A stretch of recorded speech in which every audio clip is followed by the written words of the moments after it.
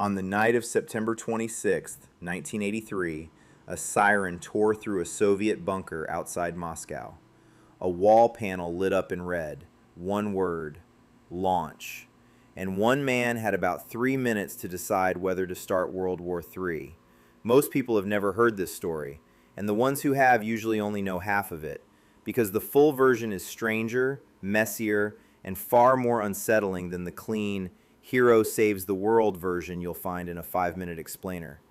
By the end of this video, you're going to understand exactly what happened that night, why it almost went the other way, and the part of the story that almost nobody tells.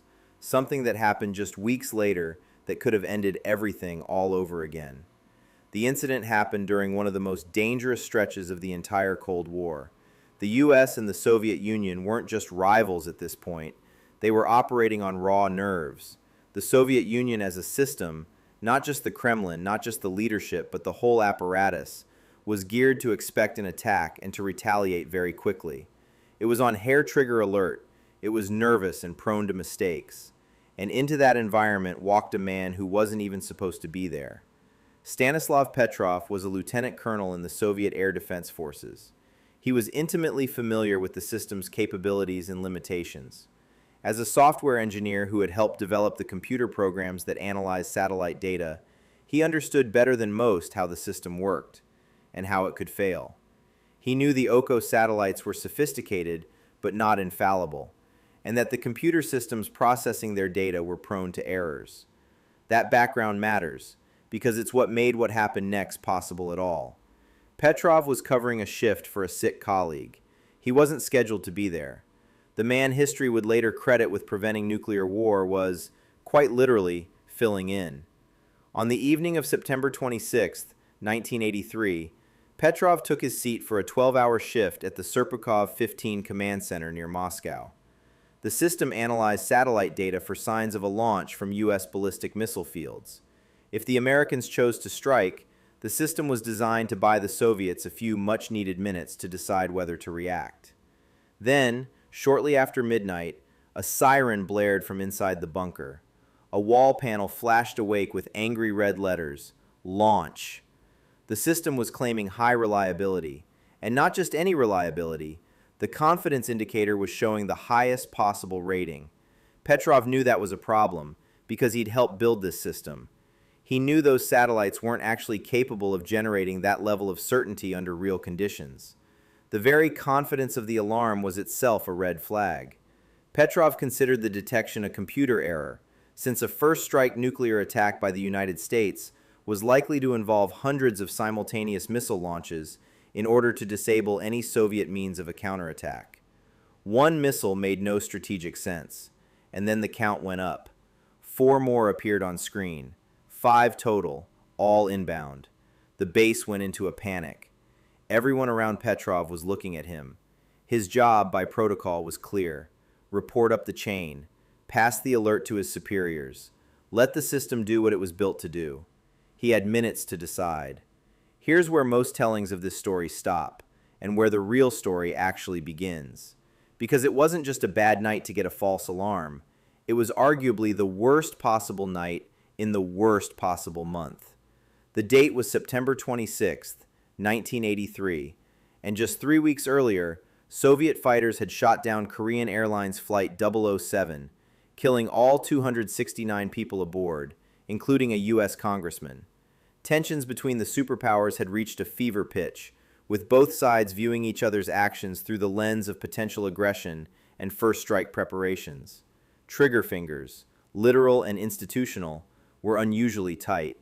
And the man who would have ultimately received Petrov's alert up the chain was Yuri Andropov, the Soviet leader, who was running the country from a hospital bed, kidneys failing, on a dialysis machine. If Petrov had passed that alarm upward, the final call on nuclear retaliation would have landed on a gravely ill, famously distrustful leader who had spent the last 2 years convinced the United States was planning a surprise first strike. That wasn't paranoia from nowhere. The Cold War's nuclear standoff had been in peril since Reagan took office in 1981. Reagan's pugnacious rhetoric and military buildup had placed the USSR in a hyper-defensive state.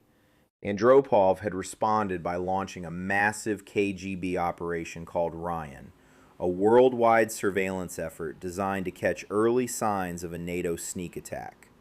The operation was so paranoia-driven that it flagged things like unusual office lighting and blood drive schedules as potential war indicators. The system was already primed to believe the worst, and now here came an alarm saying 5 missiles were in the air. Petrov was faced with a critical choice that had to be made immediately. Treat the warning as a false alarm, or alert his superiors, who likely would launch a counterattack. Rather than following protocol, Petrov awaited corroborating evidence. No evidence came, and the alarms soon stopped. It was later determined that the false alarms were caused by a rare alignment of sunlight on high-altitude clouds and the satellite's Molniya orbits, an error later corrected by cross-referencing a geostationary satellite. Sunlight on clouds. Whew, that's what almost ended the world. Now here's the thing I promised you at the start, the part of this story that almost never gets told alongside Petrov's name. Just 11 days after the Petrov incident, NATO forces took part in a joint military exercise called Able Archer 83. The primary purpose was to test the command and control procedures for NATO's nuclear forces in the event of a global crisis. Unlike previous war games, Able Archer 83 featured new elements specifically meant to confuse and disorient the Soviets. The exercise included long radio silences, cryptic announcements, loading of warheads, and a countdown through all DEFCON phases. In November 1983, Soviet nuclear forces went on high alert. After months nervously watching increasingly assertive NATO military posturing, Soviet intelligence agencies in Western Europe received flash telegrams reporting alarming activity on U.S. bases. In response, the Soviets began planning for a countdown to a nuclear first strike by NATO on Eastern Europe. As the Able Archer scenario intensified, the head of the Soviet Air Forces ordered a state of readiness that included preparations for immediate use of nuclear weapons. And on the American side, an Air Force general named Leonard Perroots noticed that the Soviets were responding as if the exercise was real. He had a choice: escalate the U.S. alert level to match or wait. In what the Foreign Intelligence Advisory Board called a fortuitous, if ill-informed, decision, Perroots did not reciprocate by raising Western asset alert levels. Instead, he waited. The Soviets eventually realized the exercise was not a surprise attack and aborted their planned response. 2 men, 2 sides, 2 near misses, same autumn. Both of them chose to do nothing, and the world kept spinning. If you're finding this as wild as I did when I first went deep on it, drop a comment. I want to know which part hit hardest for you. Subscribe if you haven't, because this is the kind of history we cover here. Now, back to Petrov. Because his story doesn't end with the alarm going silent. Petrov underwent intense questioning by his superiors about his actions. There was no medal, no commendation. Instead, he was investigated for failing to properly fill out the duty log during the incident. He was quietly reassigned and eventually retired without official recognition. By his own account, acknowledging him would have meant admitting the system he'd helped build had a catastrophic flaw. And that would have meant punishing the scientists and officials responsible for it. So they buried the whole thing. His wife, for 10 years, knew nothing about it. She only found out once the story eventually went public. And when did it go public? Not immediately, not even close. The incident stayed classified until 1998, 15 years later, when Petrov's superior at the time mentioned it almost in passing in his memoirs. The world nearly ended in 1983 and didn't find out until the late 90s. Now, here's where I want to be honest with you, because the cleaner version of this story deserves a challenge. Researcher Pavel Podvig, a senior researcher at the UN Institute for Disarmament Research, has pushed back on the "one man saved the world" framing. Podvig argues it's unlikely Petrov single-handedly prevented a strike. Nobody would have pressed the button, he says. Nobody would have launched anything based on that information. Podvig explains that Petrov was several layers down the chain of command in a data monitoring position, and any launch alert automatically moved up the chain to higher command centers, including the Air Defense Forces, the General Staff, and finally the National Command Authority. So maybe Petrov didn't save the world by himself. Maybe the system had enough layers that the alert would have died somewhere up the chain regardless. That's a fair argument, and it's worth sitting with. But here's what that argument doesn't erase. The Soviet Union as a system was geared to expect an attack and to retaliate very quickly. It was on hair-trigger alert. It was nervous and prone to mistakes. The false alarm that happened on Petrov's watch could not have come at a more dangerous, intense phase in US-Soviet relations. A dying leader. An intelligence apparatus primed to see a first strike in everything. A military that weeks later mobilized nuclear forces over a training exercise. The idea that the system would have definitely self-corrected is a lot of faith to place in a machine that was already broken enough to mistake sunlight for missiles. Petrov had been forced to make a decision that could have affected the fate of civilization, and he had to make that decision under extreme time pressure with incomplete information, and he got it right.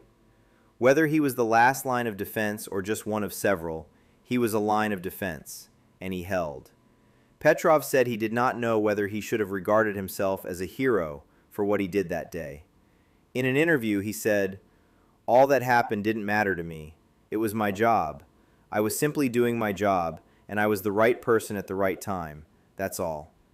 He died in May 2017. His death in his home in the Moscow suburbs was little noted at the time. Here's what I want you to take away from this. The story of September 26, 1983, isn't really about one man with perfect instincts.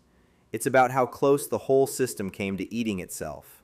A broken satellite, a paranoid government, a sick leader, a month soaked in tension, and how many times in that single autumn, on both sides of the world, someone had to choose between protocol and judgment, and chose judgment. Petrov in September, Perroots in November. Two people who were supposed to escalate, who didn't, and who the world forgot almost immediately. The next time someone tells you the Cold War ended without incident, remember that it ended with a lot of very quiet decisions by people whose names you've probably never heard. And remember that the system, the satellites, the algorithms, the doctrine, was wrong. The humans were right. That's the story nobody talks about.